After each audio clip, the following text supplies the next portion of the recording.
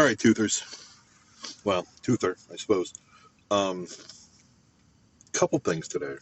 First, a definite mental health check-in. It's been a real rough week emotionally. It's been a lot of downs. I don't know if you've seen any of the memes about life with ups and downs, and they got the Michael Scott from The Office saying, "Where are the ups? Where are any of the ups?" Or what's that movie with Jason Sudeikis and Jennifer Aniston and uh, the guy who would become Adam Warlock? The last frame would be him saying, "You guys are having ups." I'm just spitballing here, but yeah, it's been wild, and I've it's like my brain decided that it wasn't good enough just to fall off my bike on a gravel road. I had to now I have to ride my bike upside down or something, so I'm dragging my face in the dirt too. It feels like my brain's out to destroy me, which is a lot of fun having that around all the time. So trying to destroy things that I definitely need to have in my life. I don't know what I'm doing. I don't know what I've been doing. So, and I mean, the only person listening to me right now is well aware of the situation. And I apologize for bringing them into it. It's been, it's been, it's been rough and stupid. But anxiety, depression, that's kind of the point. That's part and parcel of what it does to you. And it's obnoxious, and I hate it. But it makes me funnier. I don't know, mostly dad jokes. But anyway, yeah. So and just with everything with work, my small circle have been very minimally contacted. So I feel bad about that. But I'm also in such a state where it's like maybe they're all better off not having to have me around. I don't know. It felt very nonsensical and stupid. But there are people who want to get apples. There's an apple place that I used to really, really despise for a long time because the guy who owned it, who ran it, would send in letters to the town paper, and he was this right wing lunatic, and he would complain about mostly like gay people. It was the weirdest stuff that he would write in and complain, and they would publish it. I'm like, why are you doing like what? Why are you doing this? Why are we listening to the senile old man complain about gay people? Like, just sell your apples and shut up. Um, yeah, I got. Look, for those of you who are not aware, I can get a little emotional. So I used to complain about it a lot, and I complained about it to actually a buddy of mine whose parents live in this town, and he used to live here obviously, and they've been here for a long time. Like I really really pissed at that guy, and he said, "You realize that guy's dead, right?" I said, "No, yeah, the town runs it. It's not even run by the family anymore." I'm like, "Oh, so I can't complain about it anymore?" He's like, "You can, but your reasons for doing so are dead." All right, well that's fair. That's fair. So all I'm saying is sometimes it's worth it to update your understanding of things and why something upsets you, or um, maybe it doesn't upset you. I don't know. Right? You learn things about celebrities that for a while you're like, oh, that's fine, and then oh my god. I mean, this whole thing about Diddy. I was never a big Diddy guy, to be honest with you. I never thought he was meant to be a rapper. I always thought he was kind of pulled into it, but I always thought he was just like a producer or promoter or whatever other things that he was doing. But there are better artists out there for what he was trying to do. But then you find out, oh, he's an absolute monster. Okay, that's great. That's great. Uh, you know, careful who you pick for heroes. Bill Cosby comes to mind too. And I realize I just listen to black guys, not a bunch of white guys, but uh, I never really thought of Bill Clinton as a hero. So no real loss there. Rapist, by the way, for anybody not. I don't know if I'm allowed to say that on some of these platforms, but I'm going to say he's a terrible, awful man as a human being. But that was a pretty weird tangent. That's not what I intended to talk about today at all. But it's just how the brain works. So yeah, my mental state has been real rough the last few weeks, and it hit critical mass in the last week, and I've been trying to get out of it the last couple of days. It's been a little rough again, and I'm getting closer. I think, like you can start to feel. At least I can when my situation gets a little lower, or a little less lower. I guess it would be higher, I think, technically. Um, so it is starting to turn. I did have another dip, but it's starting to go back up, I think. And a lot of it is some of it. I mean, a lot of it, some of it, whatever. Right? There are parts of it, some facet of it. If you look at a pie chart, no matter how I explain it, uh, someone I have to figure out or remember are things like radical acceptance, things I learned when I was in the hospital. And even before that, I had read a book called Extreme Ownership, which is by a guy named Jocko Willink. He was a Marine. I'm pretty sure he was a Marine. But one of the stories he tells, he's over in I want to say Afghanistan, maybe Iraq, somewhere in the Middle East. I'm not trying to generalize the Middle East. I just didn't remember specifically where he was at the time.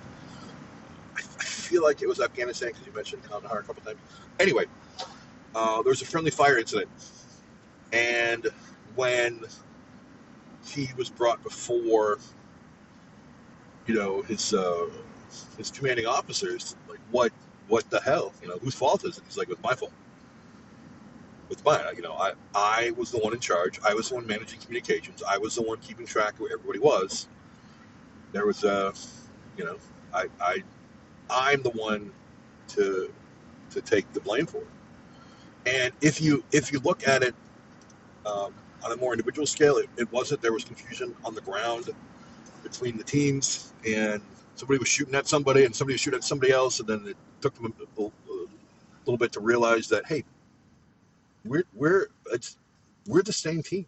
But he wasn't about to throw any of his people to the wolves or under the bus or blame them. He's like, ultimately, it's still on me, right? I'm the commanding officer. I was the CEO. I am the one who was supposed to keep everything straight and ultimately take care of these guys. And I failed, right? I failed, and that's it was a brutal take for me. Obviously, there's a certain amount of nobility and honor to that, even just like a warrior perspective. But his larger point is you own it, right? And I think my problem is that with the anxiety, depression, self-loathing, all the hits, I will blame myself for more than I need to, and I will get really pissy if I get blamed for something I didn't do. That's, like I mentioned it before, that's one of the triggers where if someone says I've done something that I haven't, I get mad about it, as opposed to not being mad about it. Like it wasn't me. Like, why are we?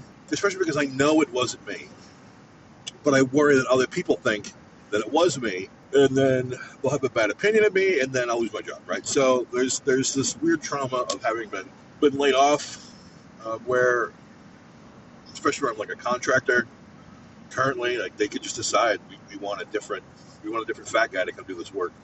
I don't know if they'll find a different fat guy to do this work, because the work I'm doing, people don't. There isn't a weird marriage between what I'm capable of doing and what I know how to do versus what I'm doing. It's weird to me to think that I'm still one of the rare people willing to do this work. I don't know. All I'm saying is there's that fear. There's that constant fear of loss, doubt, and it's really unnerving. What were we talking about? Political science? No. So, yeah, extreme ownership, radical acceptance, just a real understanding of what things, and kind of the stoic sense of what's in my control, right? And by and large, the only thing kind of in my control is how I respond, how I react to stimulus. And even that's questionable. We'll talk a little bit about it, but from a neurological standpoint, there's increasing evidence to suggest that we're not in control, or the control isn't. Obviously, I'm doing these readings about free will from a neurological standpoint, and I'm trying to understand more about it. I don't know that I'm at the same conclusions that some people have come to, in terms of we shouldn't blame anybody for anything because it's their brain doing it and not them. Like, well, are we not them? Are we not still the person who did it? I don't know. I still have to get through. I've got 3 books I have to go through, and probably some scholarly reading on top of that. But I'm definitely curious as to how that will all play out. But at the moment, I'm not sold on the idea that the people shouldn't be held accountable for at least some of what they're doing. I think there may be limits, and I think it's the difference between, for me, it's not totally about punishment to some respect. I think it's about, this thing did happen. We have to deal with that, and whether you're able to deal with it through patience and love and understanding, or you know, throwing them off a cliff. Right? It kind of depends on the situation. What's happened, what they did, and kind of how we're going to react to it. Right. So I'm grateful that the people in my life who are still around, even though I can be an absolute jackass. I definitely feel horrible about all of that, and I definitely apologize. And I try not to act like I'm a repeat offender, like an abusive husband who's only apologizing because they got caught or because they made someone feel bad. Like, I'm apologizing for how I am, and I try really hard to not be this person.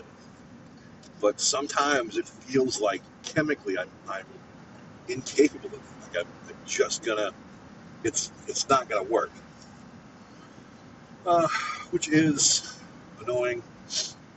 But I have mostly good days, so I'm trying to cling to that. I'm trying to find a way to cling to what I'm doing, what I want to do, and not dwell on the things that bother me or the things that I don't have, because I have enough on the whole, right? There's a certain contentment to being content that I think is nice, and I'm hoping to get back to that. I'm hoping to grab onto that and hold it like a life raft in a raging river. I don't know.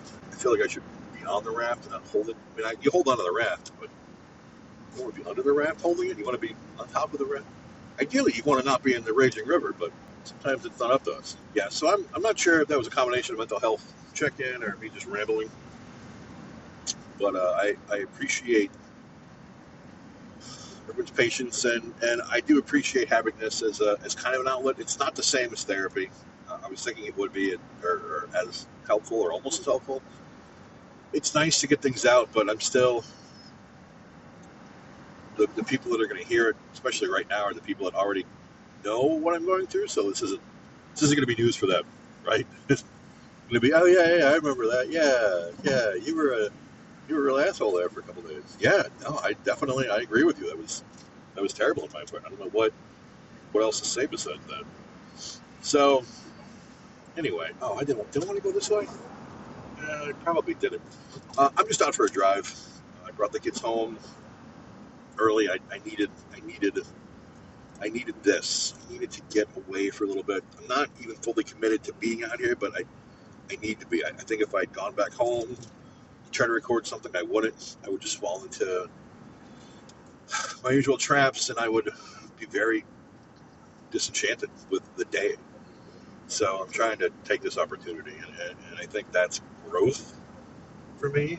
I'm definitely far too driven by emotional states and not necessarily trying to push through them or ignore them or find a way to deal with it beyond, well, let's just play a game or let's take a nap. I do sleep a lot, and I'm not sure if that's a combination of depression and my health, but it's probably a combination of depression and my health. If I were to think about it for more than a second and a half, I do hanging. And it's October, so of course people are decorating for Halloween. So I've seen some pretty creepy scarecrows. There's one real nice. A town back, I'm pointing like you can see me, but it looked pretty scary. I'm still not entirely sure if it's not just some old guy that they've propped up with a fake crow on his shoulder. It was pretty terrible. But I got one of those near where I live. It's a beautiful time of year to just be out and see the colors. I tend to miss it every year. partially because the only real time to get out is weekends, and that's when everybody else is doing it. Yeah, so I'm just trying to take kind of a mental health afternoon or day or whatever.